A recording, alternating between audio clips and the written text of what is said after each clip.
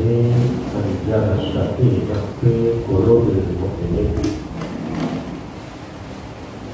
Asyhadu an la ilaha illallah wahdahu la syarika lah wa asyhadu anna Muhammadan abduhu wa rasuluh la nabiyya ba'd. Allahumma rabbi shrah li sadri wa yassir li amri wahlul 'uqdatam min lisani yafqahu qawli.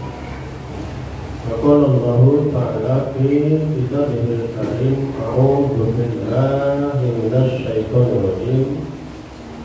Bismillahirrahmanirrahim. Wa litukmilu iddata wa litukabbirullaha ala ma hadakum wa la'allakum tashkurun. Shadaqallahu azim.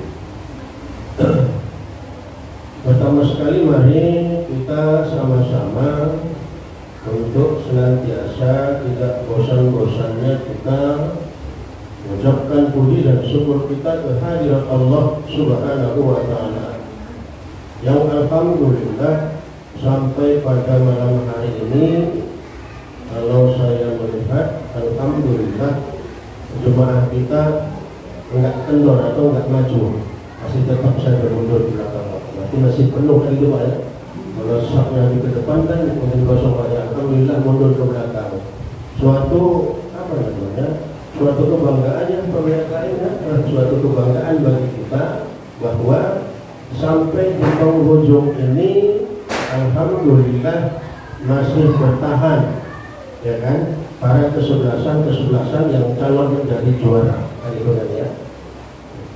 Kemudian selanjutnya tak lupa salawat serta salam kita sampaikan kehadiran junjungan kita Nabi besar Muhammad SAW. Mudah-mudahan dengan senantiasa kita bersalawat, kita akan mendapat syafaat dari beliau di mahsyar kelak. Amin ya rabbal alamin. Yang saya hormati para orang tua kami, Bapak, Ibu yang berhadir pada kesempatan ini, yang saya hormati para tuan-tuan guru, para asatidz, para cerdik cendekia, dan seluruh jamaah qiyamul sholat isya dan sholat tarawih yang bakal kita nanti laksanakan. Ya. Alhamdulillah seperti saya katakan tadi, semangat Bapak dan Ibu masih menggelora kayak semangat 45, tapi para pejuang semuanya. Berjuang dalam rangka untuk mendapatkan predikat takwa. Beberapa hari yang lalu saya katakan bahwa memang untuk mendapat maqam takwa itu lewat seleksi yang sangat ketat. Berapa banyak yang katakanlah kesebelasan yang sudah kalah, orang-orang yang sudah kalah.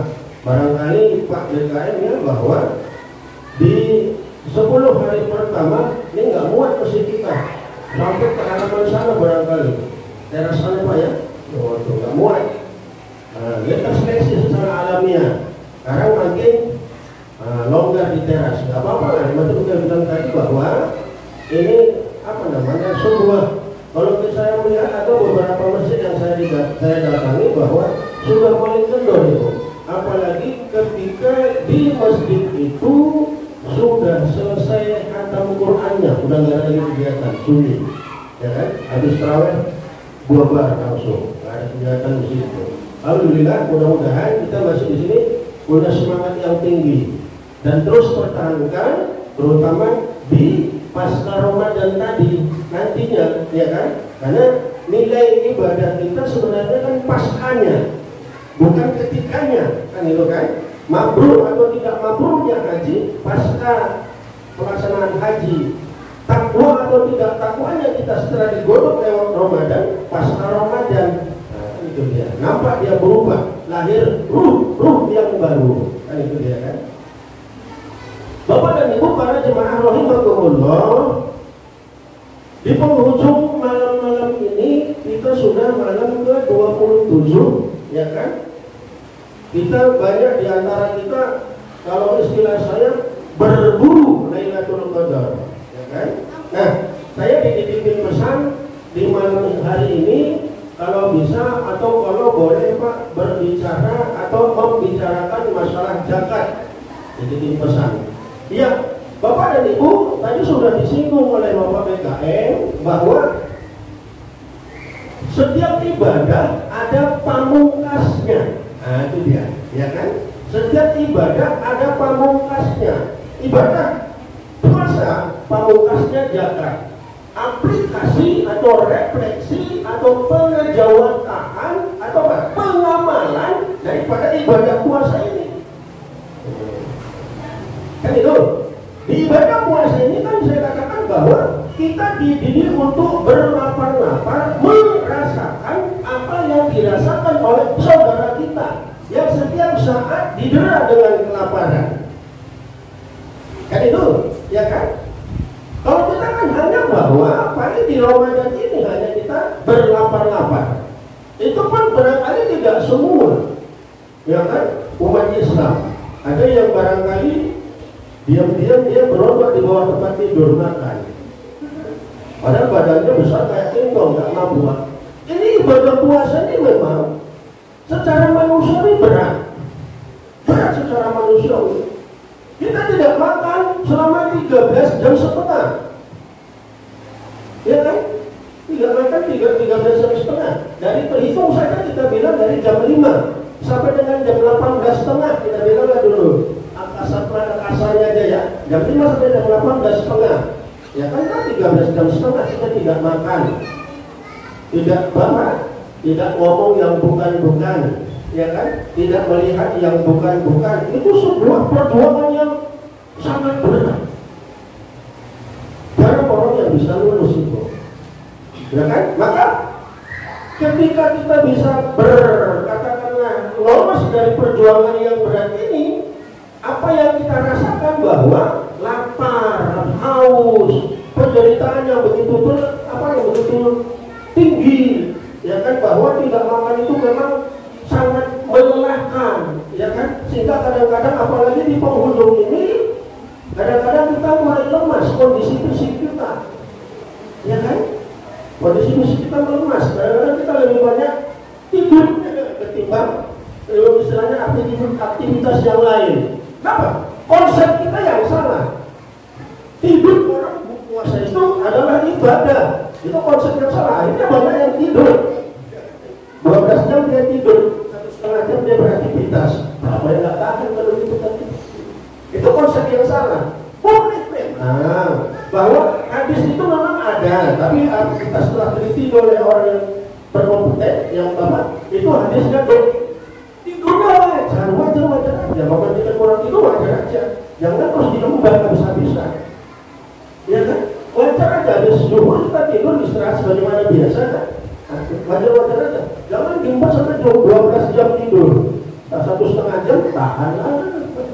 Kalau yang 1,5 jam nyawa beraktivitas tahan, anak tinggal itu tahan ya kan? Tidur aja kena 12 jam.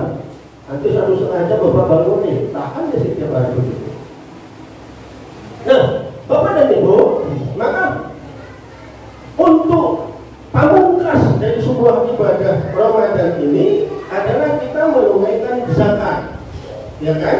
Tadi sudah diangkat oleh Bapak BKM. Lalu Bapak dan Ibu, ya, yang punya harta silakan zakat harta di bulan Ramadan. Bukan berarti bahwa zakat harta itu dikeluarkan di bulan Ramadan, bukan berarti itu kan hitungannya tahun. Tapi orang lebih sering atau lebih afdol perasaan dia ketika membayar zakat hartanya di bulan Ramadan. Yang dibayar di bulan Ramadan itu zakat fitrah itu benar. Tapi kalau bulan zakat harta rentang 1 tahun kita harus bayarkan kan itu dia. Ya. Nah, saya singgung dengan zakat fitrah. Zakat fitrah ini bahwa adalah penambal, ya kan? Ibadah puasa kita. Ketika ibadah puasa kita ada yang bolong-bolong, bukan berarti bolong, maksudnya cacat. Karena omongan kita tadi, ya kan? Ibadah puasa menggosip juga, ya kan? Nah, jadi zakat fitrah ini menambah ibadah puasa kita yang rentang waktu sekian hari sampai dengan 30 hari itu untuk penambal. ibadah puasa kita yang kita anggap katakanlah ada yang cacat. Kalau memang bagus semua alhamdulillah. Ya, kalau memang hebat kita bisa mempuasakan dari yang membatalkan puasa dan mempuasakan panca indera, itu udah puasa kelas menengah, VIP, ya kan? Kelas khusus. Ada lagi kelas VIP, kelas khusus. Nah itu nggak mampu kita, ya kan? Paling kita selalu yang lebih banyak kelas awam, ya kan Pak? Menurut Imam Ghazali kan begitu. Puasa itu dibagi 3 tingkatan. Ada kelas orang awam, yaitu puasa hanya dari yang membatalkan puasa. Kalau yang kelas khusus naik kelas sedikit adalah puasa dari yang membatalkan puasa dan mempuasakan panca indera. Udah naik sedikit dia.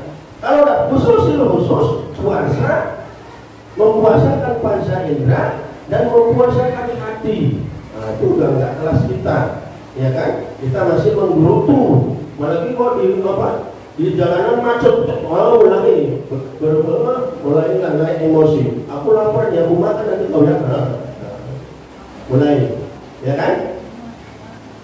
Bapak dan Ibu, ya, ayat Al-Quran mengatakan, min amwalihim tuzakkihim biha. Ya, tutahhiruhum wa tuzakkihim biha. Ambillah dari harta mereka, ya kan, untuk membersihkan harta mereka dan membersihkan jiwa mereka. Jadi sebenarnya Bapak dan Ibu bahwa zakat itu sebenarnya hakikatnya adalah hak orang miskin. Jangan pernah kita merasa, oh aku membayar sama kau, berarti aku tinggal di jalan. Itu hak mereka, kewajiban kita yang berharta. Ketika kita tidak membayarnya, resikonya ada. Harta itu akan diambil Allah pelan-pelan. Resikonya ada. Bisnis ini akan diambil Allah pelan-pelan. Ya kan? Diberikannya sakit. Artinya diambil oleh dokter. Kan itu dia. Ya kan? Itu dia. Lalu ayat Al-Quran bahwa nanti kalau harta yang kau simpan itu akan disetrikakan kepadamu. Tuh. Nah,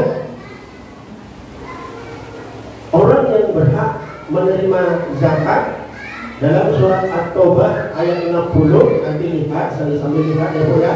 Barangkali badan ambil zakat ini juga harus sudah jeli, ya kan? Kalau perlu, kalau badan amilnya agak berkemampuan, hak badan amil nggak usah diambil, nggak apa-apa. Kalau berkemampuan, ya kan? Tapi kadang-kadang orang kan mengatakan bahwa ini kan hak kami kan sebagai pekerja.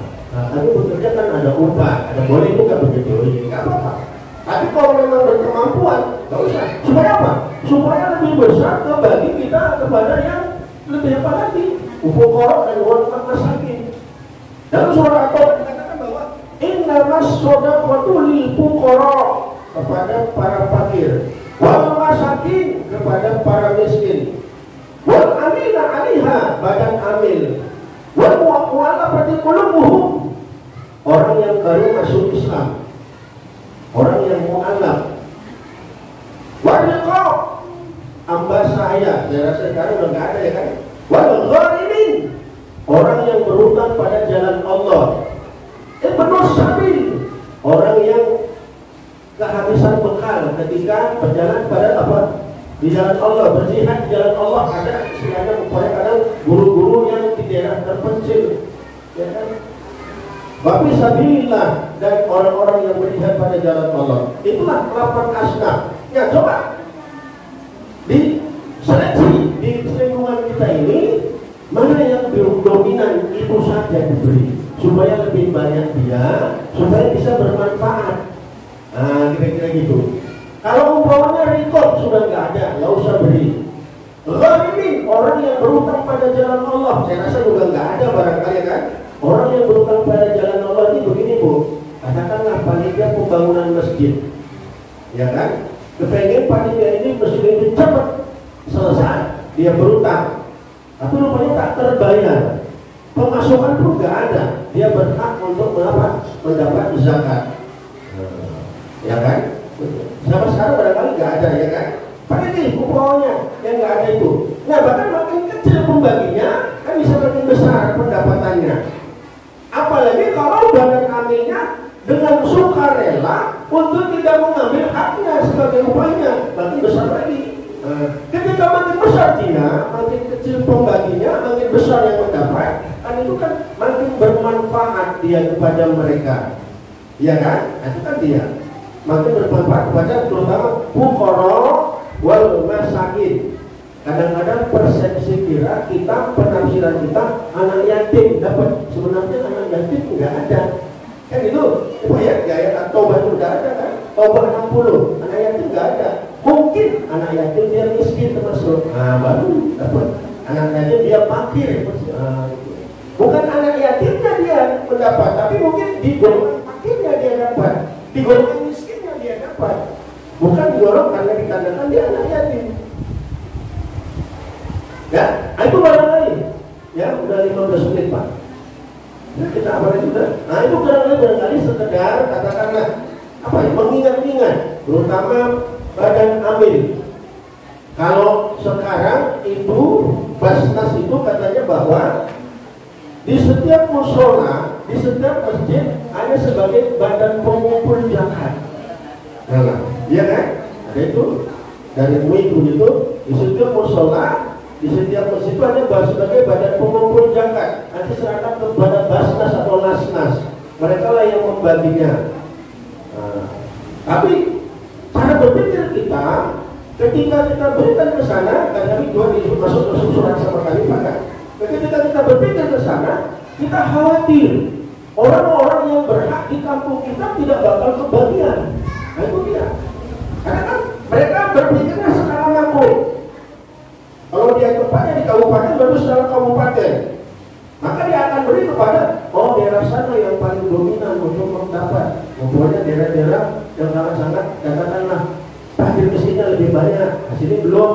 Jadi kan kasihan, kasihan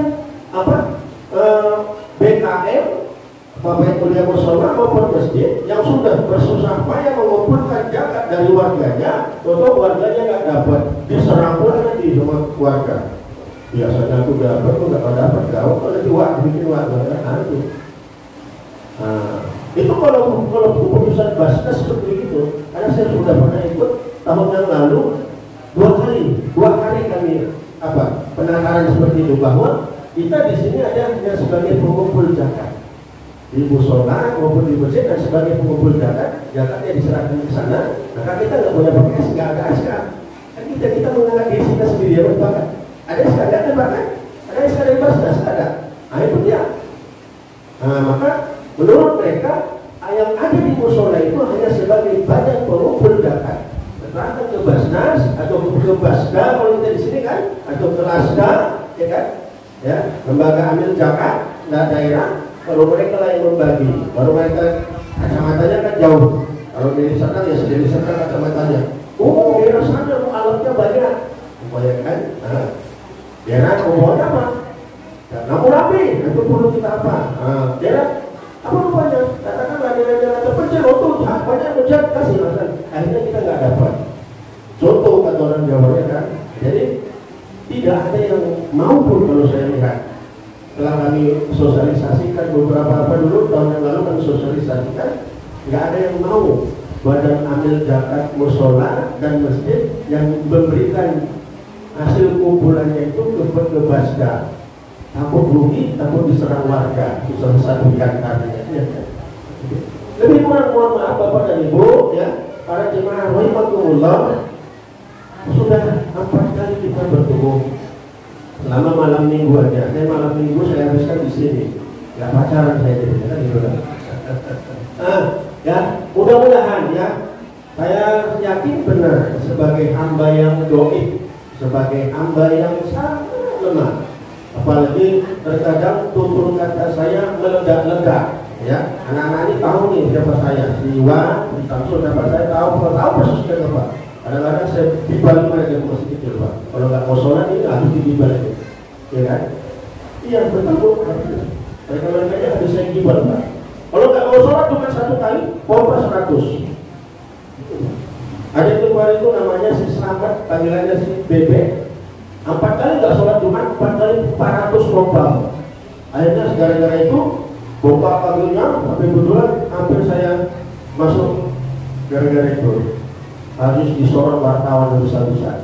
Tapi itulah penanaman saya bikin kepada anak-anak ini. Alhamdulillah ada beberapa anak-anak ini yang menjadi PKM masjid di Pertumbuhan ini.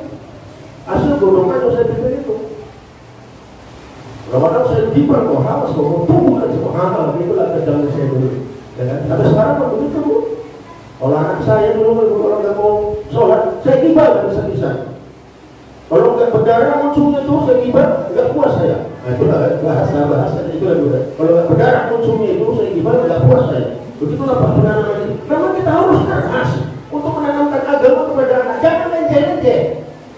Harus perjuangan yang kuat. Karena itu Pak, itu fondasi yang mau kita berikan kepada mereka. Ketika fondasinya kuat, alhamdulillah mudah-mudahan mereka lepas kita selesai, dia sudah kuat fondasinya. Jangan lemah untuk mendidik anak dengan agama. Kalau biarlah dia kan masih muda, jangan biarkan Pak. Ada guru agama di Marendal itu, ada 9 anaknya 9 habis Quran. 10 kali, 10. Jelas orang tua yang masuk surga dan dikasih mahkota di surga. 9 anaknya 9 habis Quran dari variasi. Ada yang 33 orang, ada yang 25 2 orang, ada yang terakhir 5 juz terakhir anaknya.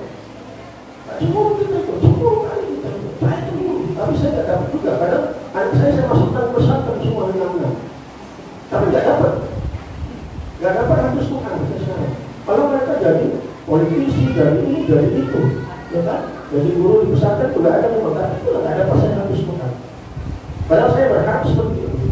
Demikianlah Ibu ya, saya mohon maaf ya.